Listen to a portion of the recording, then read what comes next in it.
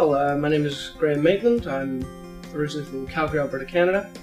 I'm a graduate of the University of Toronto. I graduated as my undergraduate, Bachelor of Arts. I graduated with a joint specialist in History and Political Science with a minor in East Asian Studies. I was really looking forward to coming and studying at the University of Toronto, especially in the History and Political Science departments. They're sort of world-renowned, and I've always had this desire to go and study history and study how, and I've always had an interest in politics and to learn how that works. So the fact that I could study both and get a degree in it was fantastic. And my minor in East Asian Studies, that came about because for the history and political science, for my degree requirements, I had to focus on regions in the world, and I focused mostly on North America, specifically Canada and Europe. And I really wanted to know about China, so I did a minor in East Asian Studies, essentially so that I could, just as an excuse, so I could go and learn more about history and politics of a new place on Earth. Well, I believe the difference between Western and Eastern political thought, I don't think that there is a huge difference. The study of politics is universal, and the way that politicians go about getting what they need done is universal. I think there's a misconception in the West that in China things are done completely differently.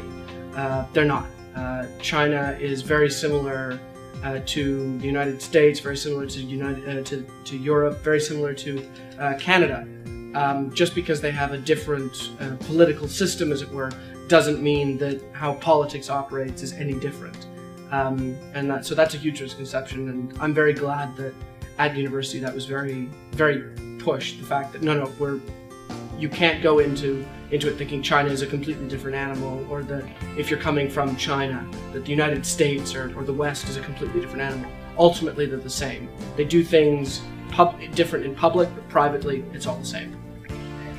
Well, if you're going to come from China, or if you're going to come from sort of any quote-unquote non-Western country, one of the big things that will happen when you come into political science is first thing you need to know, it is heavily based on the Western political model. Now, this doesn't mean that, in first year you're going to be swamped with questions and you have no idea what's going on. The benefit of the first year introductory courses is, while it assumes that you're familiar with the model, it still teaches you the model, and the textbooks and the readings you do still reinforce the model. So even if you don't have that strong base of knowledge, you will be educated, you will learn. You don't need to, for example, learn all about the intricacies of the American political system or the Canadian political system.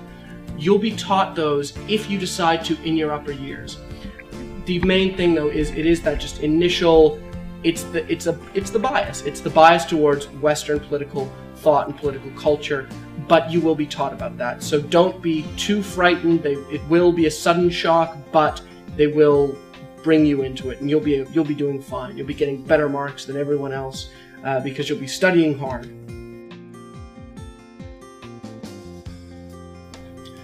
Well, my seminar is on the United Nations, and I'm using it. I'm using the United Nations essentially as a tool to teach students about history, about politics, about international relations, about peace and conflict studies, various programs that I know the University of Toronto offers.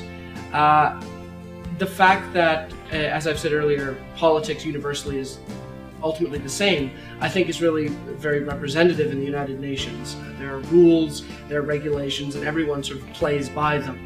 The classical conception is that the UN is very Western American oriented, and while that might have been true in its past, today China wields considerable power, Russia wields considerable power, and they are quote-unquote different in terms of their political backgrounds.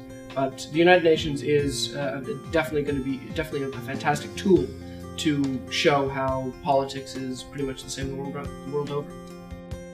Well, I think studying the United Nations as a student, it can offer not only just a window into studying a broader international perspective, broader international history, or broader international politics. I believe that it can also help students understand the complexities of bureaucracies, the complexities of organizing something on such an international level as the United Nations. And while many people in both North America, Europe, Africa, Asia are very familiar with the work of the United Nations through, say, UNICEF or the World Health Organization, and have heard of the Security Council and the General Assembly, what I'm attempting to do is explain what exactly these bodies do, how they're organized, how they work, and hopefully from that understanding, students will then not only understand the United Nations, but also international relations as a whole.